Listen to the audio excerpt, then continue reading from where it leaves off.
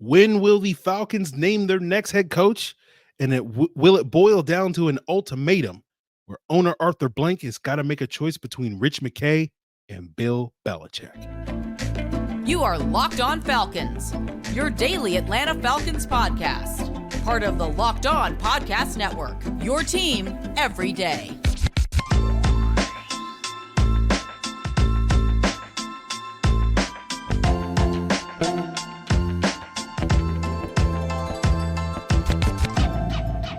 Welcome back, everyone, to another illustrious episode of the Locked On Falcons podcast, your daily Atlanta Falcons podcast, part of Locked On Sports Atlanta, your team every day. And today's episode is brought to you by Prize Picks, the easiest and most exciting way to play daily fantasy sports.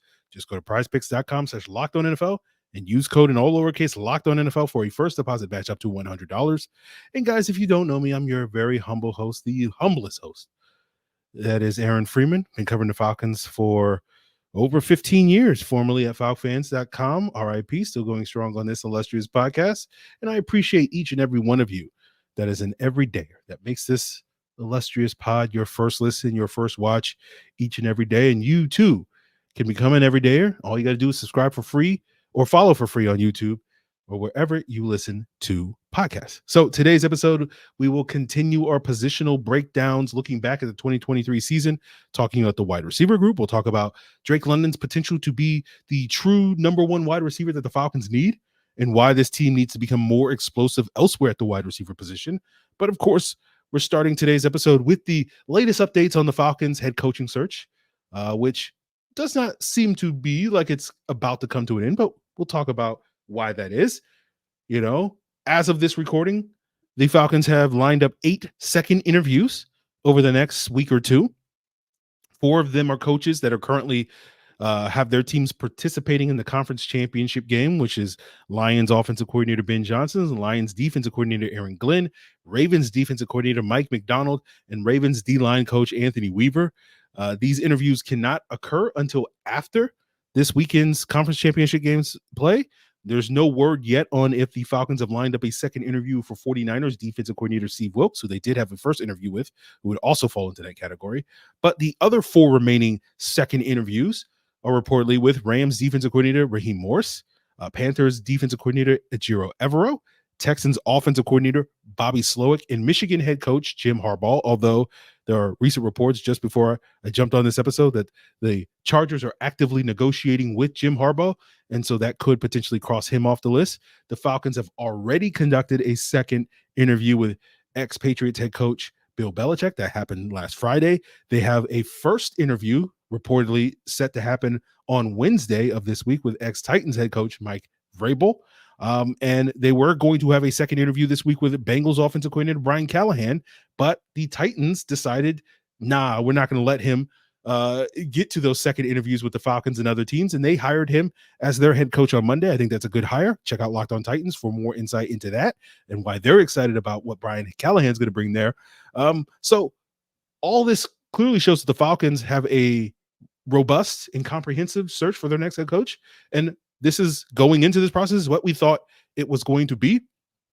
Now, what's been interesting is some of the rumors, the reports on why the Falcons still are, having this comprehensive search rather than, narrowing their focus onto one particular guy, which, reportedly for, since they fired Arthur Smith has been Bill Belichick. Josh Kendall of The Athletic is the latest to kind of push back on the Belichick or bust narrative that has been pervasive over the last 2 weeks. Others that have talked about that are Mike Florio of Pro Football Talk, Steve Weiss of NFL Network, Ian Rappaport of NFL Network has sort of danced around that as well. Albert Breer of Sports Illustrated, now our good friend Zach Klein of WSB, the Atlanta's ABC affiliate, are citing sources that, our favorite team president, Rich McKay, is potentially the biggest obstacle to bringing Belichick here to Atlanta. Breer mentioned that there is no love lost between Belichick and McKay, stemming from the latter's longtime stint over 30 years as the co-chair of the NFL's competition committee.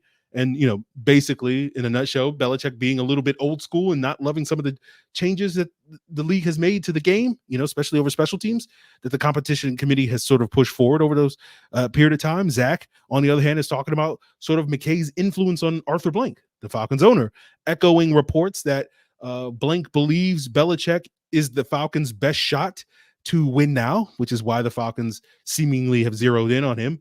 But his sources are saying that there's no world where all three, Blank, Belichick, and McKay, can work together moving forward. So it's ultimately suggesting that Blank may have to make a choice between Rich McKay or Bill Belichick. It's an ultimatum, right? If Blank chooses McKay, the Falcons might actually wind up hiring a good head coach and have a potentially bright future ahead of it. It's going to be gumdrops, unicorns, and rainbows for the city of Atlanta. And if they choose Bill Belichick, then they won't be hiring a good head coach, and it's going to be the dark times and nothing but oppression and fascism and all these things. Basically, Belichick is the best thing to happen to the city of Atlanta since William T. Sherman. And if like that wasn't a good thing when it comes to the city of Atlanta, what Sherman did here. So, we're definitely clearly Team McKay on this podcast. He's the hero that we need. He's become a villain to a lot of Falcon fans, but you die a villain or you live long enough to see yourself become the hero, right? And so ultimately, we're wondering who Blank will choose. I'd like to believe that Blank, given that he's had a working relationship with Rich McKay for 20 years, will hire will ride with Rich McKay. And, again, I know this is an unpopular opinion to a lot of folks. I think that's the right call. I know that sounds crazy to a lot of folks because, again, a lot of people think McKay is the number one problem holding back this team over the last 20 years. But, I'm not going to get into all the reasons why I think Rich McKay gets a bad rap here. He's made some mistakes, but, I think most of those mistakes are forgivable mistakes, the same mistakes that pretty much every team, every organization, every person who's run a football team in the history of sports has made from time to time. My stance is I think Rich McKay's kind of been a scapegoat. I think, a lot of people look at the mediocrity of the Falcons, especially over the last 6 years, and, the causes of that mediocrity are a complex web of on-field issues. And part of the thing that I do on this podcast is trying my best to untangle that web for you, the listeners. And I think people tend to think that, that's hard and that's complicated. And they just rather believe that, hey, if you just get a pair of scissors and you make one cut with those scissors, it'll completely solve that problem and untangle the web, right? But I don't believe that. I don't think that's the case, but we'll leave that aside for now. So it does sound like, when it comes to the timeline for when the Falcons might hire a coach, if, McKay has his way, has that influence, it's going to take time. The Falcons are potentially a week or two away from making that hire. Now, that hire, if Blank chooses Belichick, we could be days away from the Falcons making that hire. It's already been reported that the Raheem Morris interview is going to be in person. I would assume the Ejiro Evero interview also will be in person. And if both of those interviews do happen this week, that would satisfy the Rooney Rule that the league has put in place, where you need to bring in 2 external minority candidates for in-person interviews before you can proceed to hire your head coach. And we'll see what the timeline is for that. But, I want to see the Falcons continue to go through this thorough process because, again, I think the best coach for the Atlanta Falcons is not Bill Belichick. I think there's probably like 8 better options for the Atlanta Falcons than Bill Belichick, and I'll take any of those 8 over Bill Belichick. That's just my personal opinion. And so, but if they continue to go through this process and be patient and thorough and be like, we do want to talk to Ben Johnson a second time. We do want to talk to Mike McDonald a second time, who we've called young Belichick, who has basically, he's the day walker. He's got all of Belichick's strengths and none of his weaknesses. If you understand that pop reference, I'm always dating myself with like 20-year-old pop references on this podcast, pop culture references. But, I think that's the direction you want to see this Falcon team go. So if they are moving in that direction, we're probably not going to see a hire until February. If they, aren't going in that direction, we'll probably find out within a week that they may be announcing their new head coach, and that presumably will be Bill Belichick at that point in time. But we will leave the coaching conversation aside. We're going to look back at the 2023 season, continue our positional reviews, talking about the wide receiver position, and we'll focus coming up on today's episode on whether or not Drake London is the wide receiver the Falcons need, the wide receiver one, I should say, the Falcons need. And, I think the answer to that question is not quite.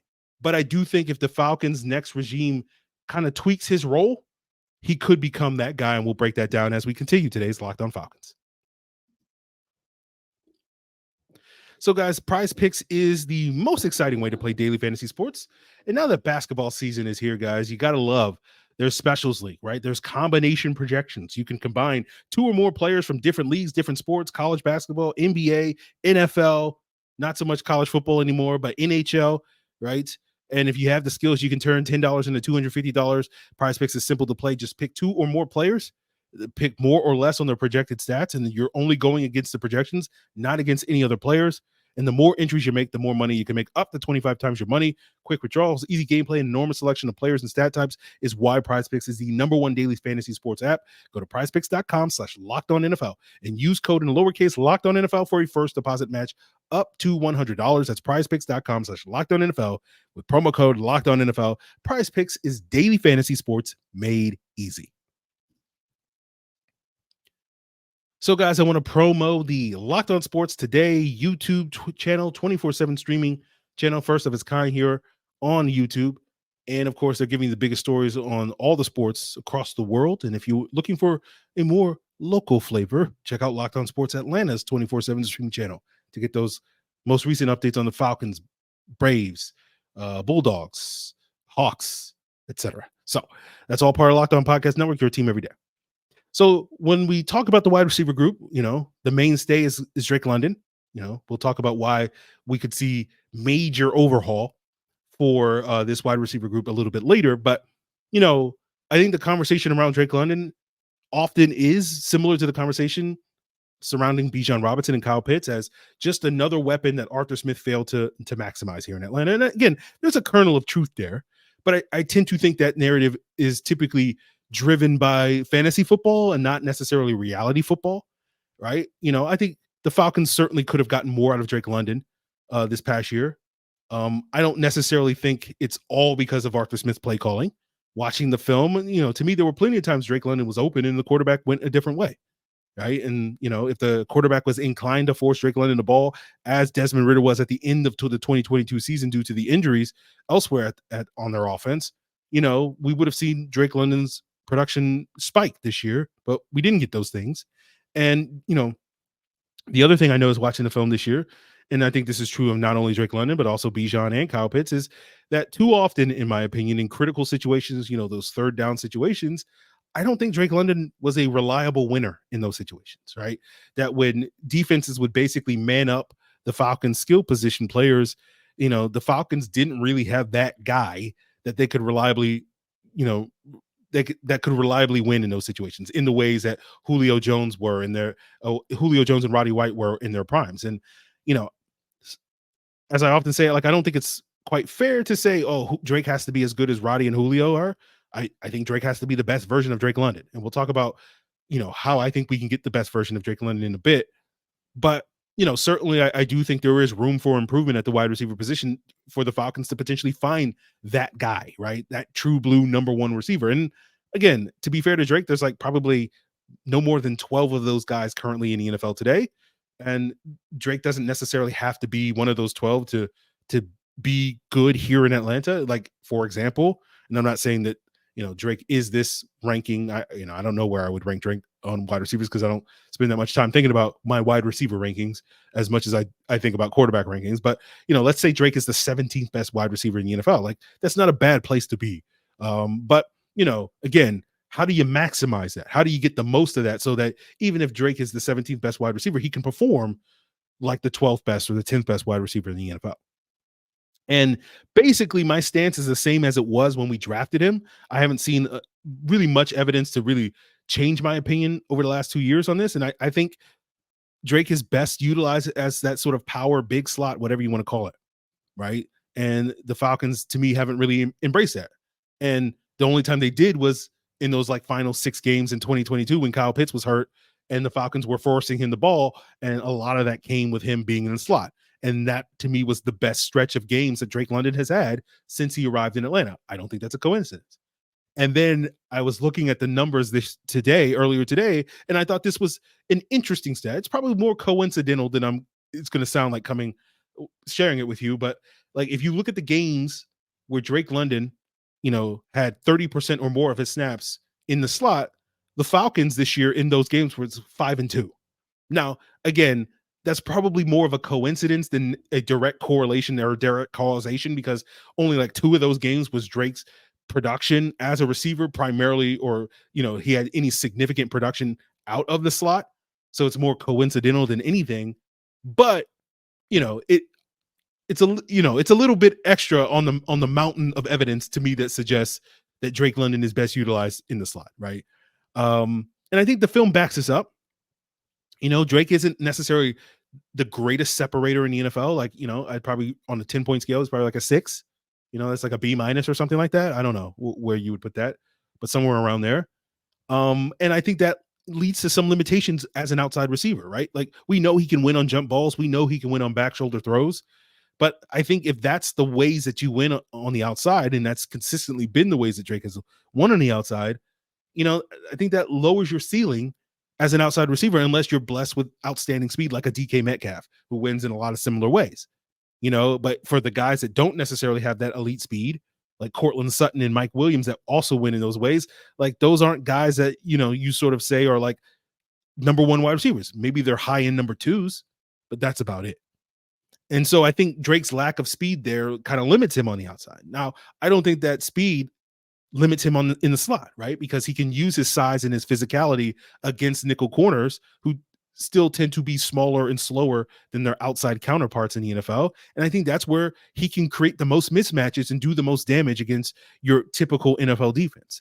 So instead of trying to make Drake London into basically a Mike Williams as an outside guy, turn him into Keenan Allen, who's the Chargers' primary slot guy.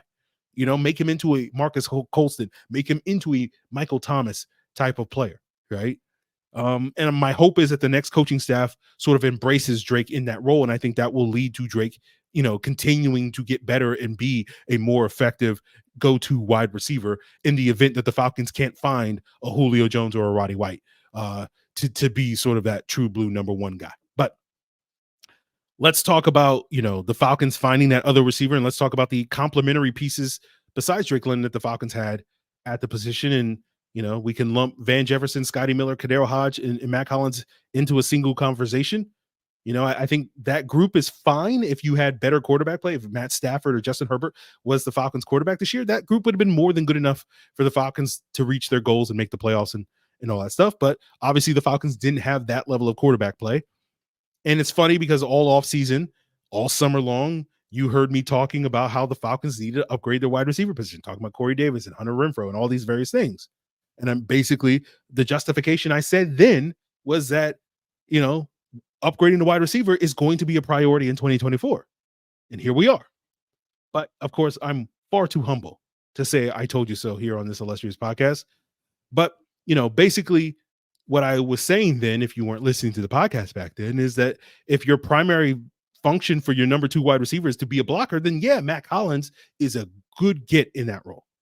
But if you're going to need that number 2 receiver to do more than that, then Mack Hollins is going to be leave a little bit to be desired. And clearly, as the season wore on, the Falcons were looking for more than that. Now, when we talk about why Arthur Smith is out of a job, as we talked about a couple of days ago when we talked about the quarterbacks, a lot of people think it's, he bet on Desmond Ridder and that's the reason. And that's a big part of it. But to me, the real bet that Arthur Smith made that cost the Falcons and cost him his job is his bet on this Falcons team being this super physical football team, being the team that could go out there and run for 150 plus yards every single week, right? As they did basically a year ago, right? And that was going to be the way that they won. And that's part of the reason why they were willing to bet on a quarterback like Desmond Ridder, because it was like, we think this is going to be the identity of the football team. And then we got to like that Lions game in week 3, and it was like, I don't think we're going to be able to do this. Now, I'll give this regime some credit because they realized they had that moment and they tried to pivot, right? They traded for Van Jefferson ahead of the week 6 game. They benched Mack Hollins. They gave more reps to Jefferson, more reps for Scotty Miller, more reps for KhaDarel Hodge to try to get more speed on the field, to open up the offense and trying to be more explosive. It didn't work. That's why we're here talking about a new coach. All right. Talking about new receivers. But I've seen previous Falcons regimes never even pivot off of their initial plans going into the season, right? I'm looking at you, Mike Smith. I'm looking at you, Dirk Cutter, way back in 2013 when Julio and Roddy get hurt, and you're like, hey, we're just going to keep doing what we do with Harry Douglas and Drew Davis and Darius Johnson, and that's going to be just as good as Julio and Roddy, and didn't help them. So I give this regime a little bit of credit for at least attempting. But of course, you got to succeed when you attempt, right? You can shoot all the threes that you want, but if you're missing all the shots, then doesn't really matter. So this next regime, it's pivotal that they not only attempt to make this pivot to open up the offense and add more speed to the offense, they got to succeed, right? You look at this past year, the Falcons finished 22nd in explosive plays, 20-plus yard plays this past year. That was the same ranking they had in 2022. You look over the 3 years of Arthur Smith's tenure here, collectively in the NFL, they were 29th in those explosive plays. So they were in the bottom 5, right? Tied for 29th, I should say. Right. And again, they were tied with the Steelers, who had the same number of plays. And at least in the Steelers case, I would blame that more on the play calling, because the Steelers actually had explosive weapons like Deontay Johnson and George Pickens and all that stuff. I think the Falcons were held back because they didn't have those explosive weapons quite to the same degree. So that's why, I sit here, it's definitely play calling with the Steelers, not so much with Arthur Smith. But you compare that 29th ranking over the last 3 years here in Atlanta under Arthur Smith to the 9th ranking that the Titans had in the 2 years that Arthur Smith was calling plays there. And, I don't like being reductive, but if you were to basically say that's the number one reason why you had differing outcomes for the Falcons offense under Arthur Smith for the last 3 years and the Titans offense for 2 years under Arthur Smith, basically what I'm saying, I wouldn't push back against that narrative. I'd be like, yes, I'd be quietly egging you on, keep talking, because you're spitting hot fire, right? So that's kind of where it stands. This next regime is going to have to find ways to get more explosive, and we'll talk about, how some of the ways that they can do that in free agency and in the draft as we continue and wrap up today's Locked On Falcons. So if you have the passion, drive, and patience, you're going to be able to bring home that winning trophy. And it's the same as true as what keeps your ride or die alive. eBay Motors has everything you need to maintain your vehicle, level it up to peak performance, from superchargers, roof racks, exhaust kits, LED headlights, and more. Whether you're into speed, power, or style, eBay Motors has you covered with over 122 million parts for your number one ride or die. You'll always find exactly what you're looking for. And with eBay Guaranteed Fit, your part is guaranteed to fit your ride every time or your money back. Because with eBay Motors, you're burning rubber, not cash, baby. With all the parts you need at the prices you want, it's easy to turn your car into the MVP to bring home that win. Keep your ride or die alive at ebaymotors.com. Eligible items only. Exclusions apply. eBay Guarantee Fit only available to U.S. customers. So tomorrow, our plan is to continue talking about the coaching search as well as get into the tight end position. Parker has the agenda. We'll be thriving. Tune in as your first listen. But we'll wrap up today's episode talking about the wide receiver position. And again, upgrading this wide receiver position outside of Drake London is going to absolutely be a priority. You can argue after the quarterback, after improving the pass rush, it's probably the third biggest priority for this team this offseason. I saw a stat where the Falcons had the lowest number of receiving yards produced by wide receivers this past year, right? And, that's just kind of proof positive that they got to get more production out of this position group. Now, Van Jefferson, KhaDarel Hodge, Scotty Miller, Mack Hollins, they're all free agents this offseason. And I think each one of these guys can contribute as role players, right? If you want one or more of these guys to be your 3, 4, or 5 wide receivers, I think they can do that, right? So there's some combination of the Falcons trying to re-sign these guys. Again, if I was forced to choose, I'd probably, prioritize bringing Scotty Miller or KhaDarel Hodge back, because I think they're probably going to give you your best bang for your buck, right? They're going to be able to give you potentially more on offense and special teams than Van Jefferson would. And, they're both on the right side of 30 as opposed to Mack Hollins. So that's why I would prefer those two over him. But, depending on who the Falcons hire as their head coach and play caller, we could see a major overhaul here. We could see 4 new receivers in this building, next to Drake London this upcoming season. And, if I'm sitting here, giving my advice, I'm saying it's all about speed, baby. I said this in season, I compared it to kind of how the Saints build their receiver core, a decade ago when their top options were Marcus Colston and Jimmy Graham. And I think there are obvious parallels to Drake London and Kyle Pitts in those two players. And they surrounded those guys with fast receivers: Lance Moore, DeVary Henderson, Robert Meacham, Joe Morgan, Kenny Stills. Now, going back to an earlier point, they had better quarterback play. And I think having, elite distributor like Drew Brees meant that you didn't necessarily need all those complementary pieces to be great. And, I don't think the Falcons are going to get, 2009, 2012 Drew Brees in terms of their quarterback play this year. But again, I would love to see it.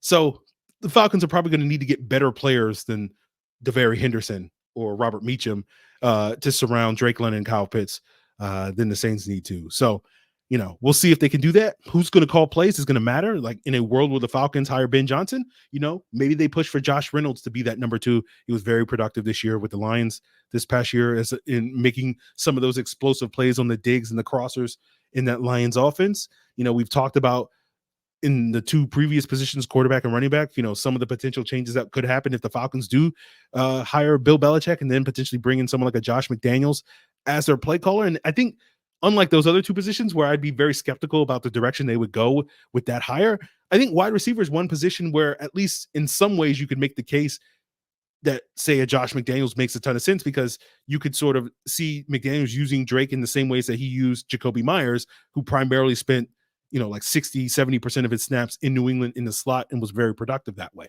Going back to what we talked about in the best ways of utilizing Drake London. Now, the downside of that hire potentially could be it will maximize Drake London, but I don't know if I had that much faith in Belichick, McDaniels being able to find that number 2 wide receiver, right? Are they going to add Kendrick Bourne? Kendrick Bourne's a perfectly capable wide receiver, but he's a number 3 at best, not a number 2. And then when you look at the Patriots draft record when it comes to wide receivers, using premium picks on wide receivers is not very good historically. So, I don't know if I would trust those guys to be able to solve the Falcons wide receiver problems, even if they would be potentially good for Drake London. So I think when we talk about the Falcons offseason, I think you're gonna see this team rely heavily on free agency and the draft to upgrade this position. I think they need to invest at speed. I've joked with folks that if you don't run a 4-4-2, I don't want you on this team, right? Basically, we need to get exhume Al Davis's corpse, get a necromancer. Bill Belichick, probably practices the evil arts. Resurrect Al Davis's corpse. I'm sorry for saying this, but and just hey, Al, let Al pick the receivers. And I joke, but at the same time, I'm not really joking. That's kind of the direction the Falcons, I think, need to go.